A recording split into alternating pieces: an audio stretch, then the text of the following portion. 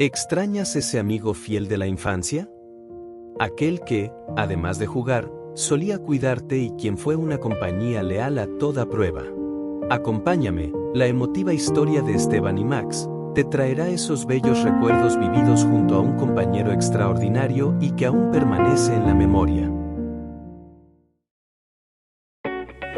Bienvenido a Recorriendo Vida. Estoy aquí, en este banco del parque, con 30 años recién cumplidos y el sol de la tarde filtrándose entre las hojas de los árboles. Me gusta venir a este lugar. Es tranquilo, me permite respirar el silencio. Y sobre todo, me permite viajar. Viajar, no en avión ni en coche, sino hacia atrás, a una época que brilla con la luz cálida de la nostalgia, mi infancia. Mi nombre es Esteban. Y si hay un recuerdo que domina a todos los demás, es el de mi perro, Max. Dicen que los recuerdos se desvanecen, que el tiempo los pule como piedras de río hasta dejarlos lisos e irreconocibles. Pero los míos, los de Max, están tallados en roca. Son nítidos, vibrantes.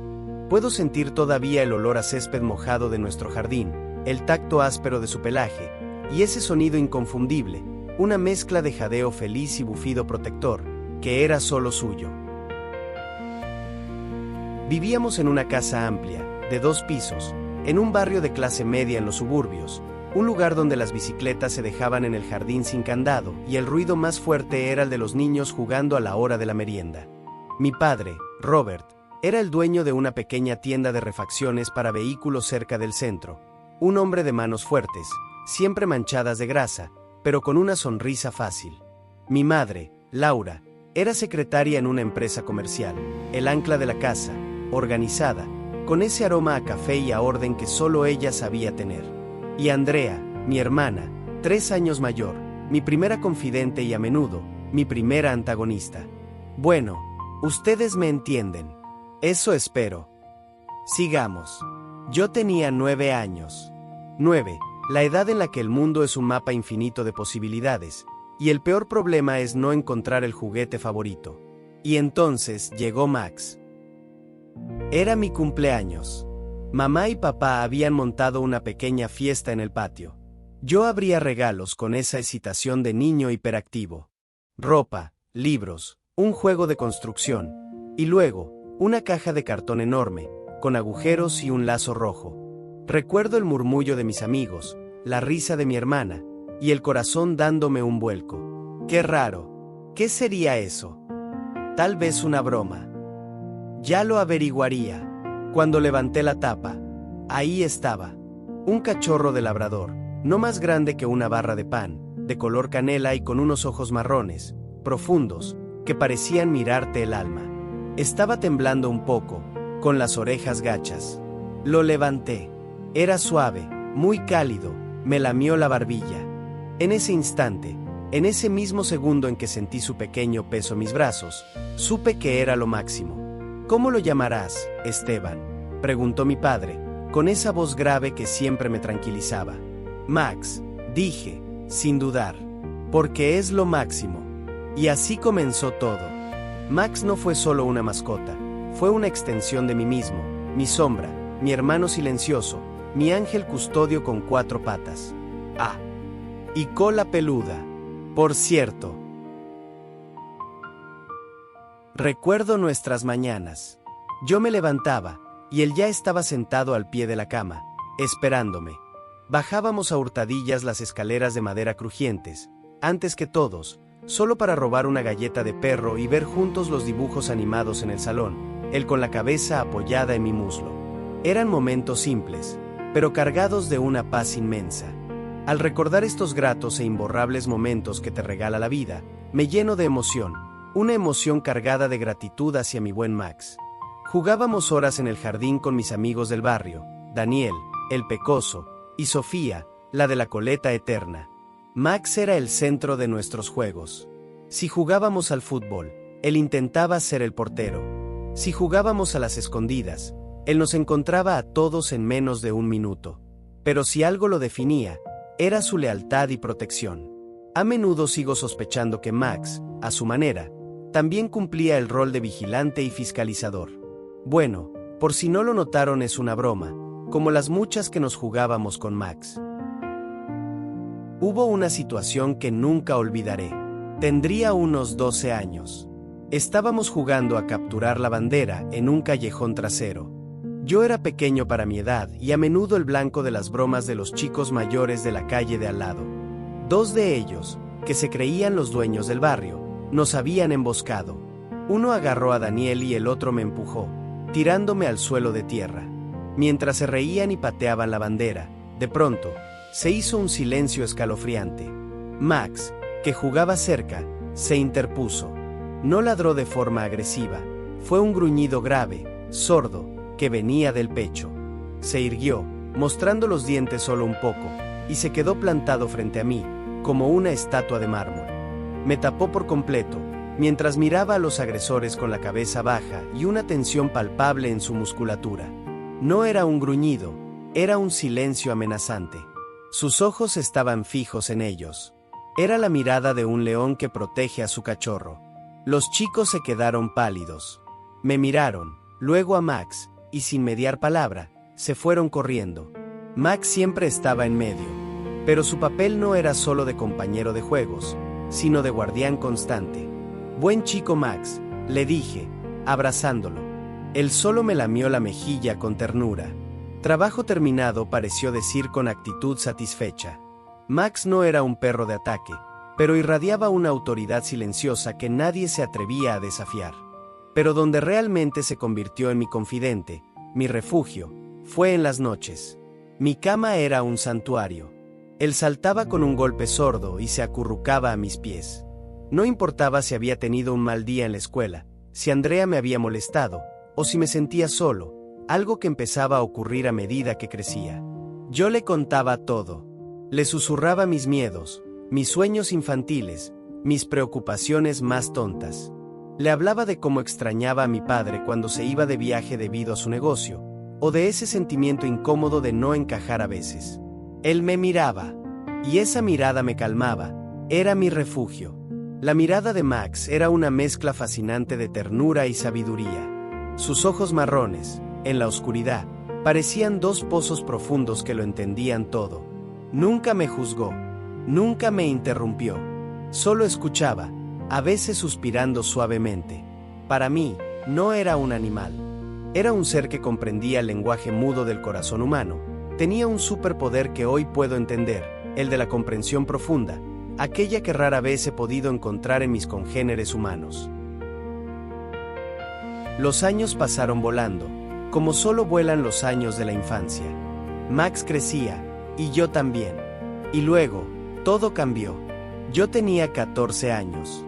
La casa, que antes rebosaba de risas y el aroma a leña en invierno, empezó a llenarse de silencios incómodos y murmullos en voz baja detrás de puertas cerradas. El ambiente se volvió denso, pesado, como antes de una tormenta. Una tarde, me llamaron a mí y a Andrea al salón. Mamá estaba sentada en el sofá, con los ojos hinchados.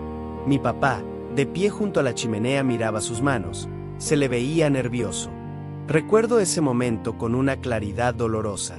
Nos dijeron a mi hermana Andrea y a mí que se iban a separar, que papá se mudaría a un apartamento más cerca de su tienda. La noticia me golpeó el pecho como una ola helada. Me sentí desorientado, traicionado, con el suelo abriéndose bajo mis pies. Andrea, siempre más fuerte, se puso a llorar, pero yo no pude. Solo me quedé inmóvil, no supe qué hacer. Y hoy, al revivir ese momento, sigo no sabiendo bien cómo tendría que haber actuado. Tal vez no hay un modo adecuado. Como muchas cosas en la vida, solo se vive ese momento y nada más. Cuando terminó la conversación, subí a mi habitación, cerré la puerta de golpe, y me tiré en la cama, sin llorar. No podía. Sentía una presión tan fuerte en el pecho que me impedía respirar. Max saltó a la cama de inmediato. Me empujó la mano con el hocico. Yo lo abracé con todas mis fuerzas, hundiendo la cara en su pelaje. No dije nada. No hacía falta. Él se quedó conmigo, un peso constante y reconfortante. En los meses que siguieron, con las visitas de mi padre, con el hueco que él dejó en la casa, Max fue mi constante compañía, mi gran consuelo peludo. La única cosa que no se había ido. Max también era el pacificador de la casa. Recuerdo las discusiones con Andrea, mi hermana, típicas peleas de hermanos, el mando de la televisión, quien debía lavar los platos, gritos y portazos. Y en medio de la tormenta, aparecía Max. Se acostaba justo en el umbral de la habitación, justo en la línea de batalla. Con su presencia tranquila, nos obligaba a bajar el tono. No podías gritar a tu hermana con un par de ojos marrones llenos de reproche silencioso mirándote. Él era el recordatorio peludo de que éramos una familia, aunque estuviéramos rotos. Incluso con mi madre, Laura, que era la más estricta en cuanto a la disciplina de la casa, Max tenía una conexión especial. Cuando ella volvía agotada de su trabajo de secretaria, estresada por las cuentas o los problemas del divorcio, se sentaba en el sofá. Max se acercaba y ponía su pesada cabeza en su regazo. La acariciaba y, por un instante, la tensión en el rostro de mi madre se disolvía. Él absorbía la pena, la preocupación, y devolvía pura, simple y desinteresada compañía. La vida se reajustó. Vivíamos mi madre, Andrea y yo, pero la turbulencia no había terminado. A los 16, llegó un susto. Empecé a sentir un cansancio anormal, unas punzadas en el pecho, sobre todo al hacer ejercicio. Los médicos me diagnosticaron una leve afección cardíaca congénita. No era grave según me dijeron los propios médicos, solo necesitaba control y, sobre todo, calma. Ya el tiempo haría lo suyo. De repente, ya no pude jugar al fútbol con la misma intensidad. Dejé de hacer carreras en el barrio. Me volví más cauteloso. Y más solo. Y en esos momentos, el recuerdo de mi padre, que había estado siempre tan ocupado y ahora estaba tan ausente en la casa, dolía con una punzada sorda. Empecé a añorarlo de una manera que solo se siente cuando se pierde la cotidianidad de un ser querido. La añoranza de mi padre no era algo que pudiera hablar fácilmente con mi madre. Ella estaba lidiando con su propia pena y la presión de mantenernos a flote. Él me llamaba, claro, nos veíamos, pero ya no era lo mismo. Él ya no estaba en el sillón leyendo el periódico al atardecer, ni su olor a metal y gasolina impregnaba la ropa de su armario. Lo extrañaba en cada rutina rota. Extrañaba su risa, extrañaba que me enseñara a cambiar una rueda. En esa época de preadolescencia confusa, Max se convirtió en mi sustituto de terapia. Recuerdo la tarde que le conté sobre la última visita de mi padre. Habíamos ido a un partido de baloncesto, y él había estado distraído, hablando por teléfono la mitad del tiempo. Se está olvidando de mi Max, le dije, sentado en el borde de mi cama, con el perro acostado a mi lado. Tiene otra vida ahora. Y yo solo tengo la mitad de una familia. Max levantó la cabeza. Sus ojos, en ese momento, no eran solo de ternura, eran de comprensión. Se levantó con su cuerpo robusto y se acercó, empujando suavemente mi barbilla con su hocico húmedo, como diciendo, no está solo. No mientras yo esté aquí. Era su manera silenciosa de anclarme a la realidad, de decirme que el amor verdadero no siempre necesita palabras. Nunca hablamos con Andrea sobre cómo se sentía por la ausencia de papá, pero yo sabía que, pese a su fortaleza y madurez, su corazón seguía extrañando a papá, al igual que mamá. Estoy seguro de ello. Max se adaptó a mi nuevo ritmo. Se convirtió en mi compañero de lecturas en el jardín. Si yo me sentaba, él se echaba a mi lado. Si me notaba ansioso, su hocico llegaba a mi mano, para así poder acariciarlo, y obligar a concentrarme en algo que no fuera mi corazón. Era como si mi médico me hubiera recetado a Max. A los 18, la casa se hizo más silenciosa aún. Andrea se fue a otra ciudad a estudiar a la universidad. Yo la extrañé, a pesar de las peleas. Dejé de ser el hermano menor molesto para ser el único hijo. La casa se sentía enorme, vacía. Solo quedábamos mi madre, que trabajaba más que nunca, Max y yo. Y entonces, llegó Sofía. No la pecosa del barrio, sino otra Sofía. Fue mi primera novia. Nos conocimos en la preparatoria. Ella era risueña, inteligente, y le encantaban los animales. Y por supuesto, le encantó Max. Nuestros planes siempre incluían a mi perro. Paseos por el parque, tardes de estudio en mi salón con Max roncando en el sofá. Ahora que lo pienso, era habitual en él, su sello personal. Max la adoraba. Era un testigo silencioso de nuestro primer amor, de nuestros abrazos torpes, de mis nervios. Pero ese primer amor adolescente, dulce y fugaz, también tenía una fecha de caducidad: la universidad. Sofía fue aceptada en una universidad prestigiosa, a más de 1000 kilómetros de casa. Su despedida fue una mezcla de promesas y lágrimas. Y de nuevo, me quedé solo. Bueno, no tanto, aunque con un futuro incierto. 2 años después, yo también empacaba maletas. Había logrado entrar a la facultad de diseño en una ciudad a 3 horas de camino. No tan lejos como Sofía, pero lo suficiente para necesitar vivir en un dormitorio. La noche antes de irme, me senté en mi cama, sintiendo el mismo nudo en el estómago que el día que mis padres se separaron. Max, que ahora era un anciano canoso, con un andar un poco rígido, se subió a mi regazo, apoyando su cabeza en mi pecho. Lo acaricié. Sentí sus costillas, su corazón viejo latiendo despacio. «Te voy a extrañar, viejo», le susurré con la voz rota. «Vas a cuidar de mamá, ¿verdad? Eres el protector de la casa ahora. Eres lo máximo. Siempre lo ha sido mi buen Max». Él solo me lamió la mano. Una simple lamida, la más poderosa de las promesas. Me fui a la universidad con la cabeza llena de sueños y el corazón pesado por la culpa de dejarlo. Las semanas se hicieron meses.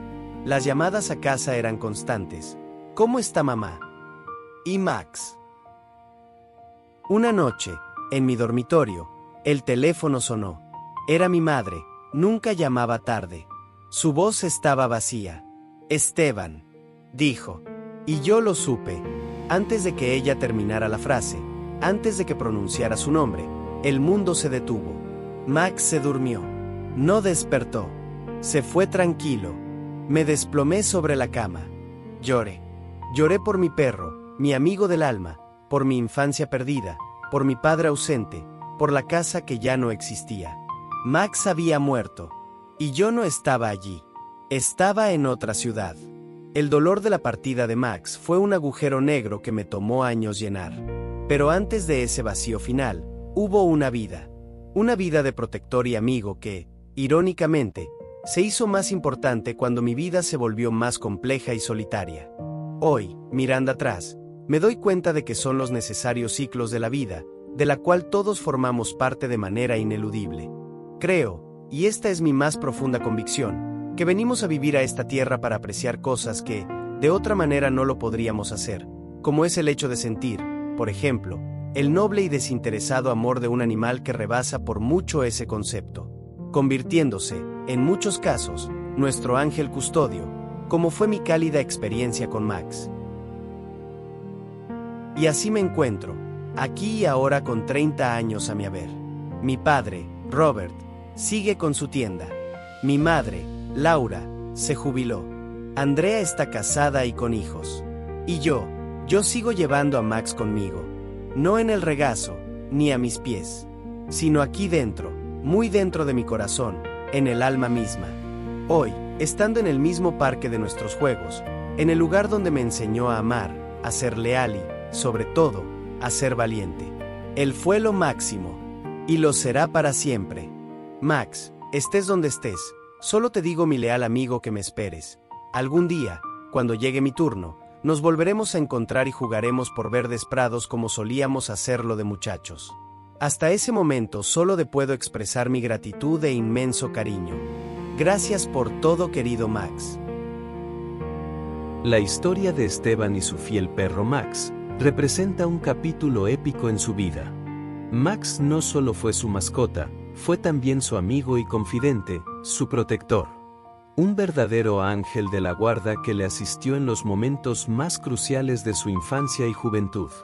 Muchas personas que no han tenido la oportunidad de vivir lo hermoso de tener una mascota y de sentir la belleza que hay dentro de esos seres llenos de amor y ternura, no podrán apreciar aquello que sí pueden hacerlo quienes han sentido todo lo bueno de esas almas inocentes y leales, cuya nobleza, rebasa por mucho la capacidad de amor y de entrega más allá de cualquier límite. Los enviados del cielo no solamente vienen con alas. Muchas veces vienen con cola peluda y nos traen una mirada de paz y amor que inunda por completo nuestra alma, quedándose por siempre junto a nosotros. Si te ha gustado nuestro contenido, déjanos tu like, suscríbete, compártelo en tus redes sociales, comenta y activa la campanilla de notificaciones para que sepas cada vez que subimos algo nuevo para ti. Nos vemos en el siguiente video.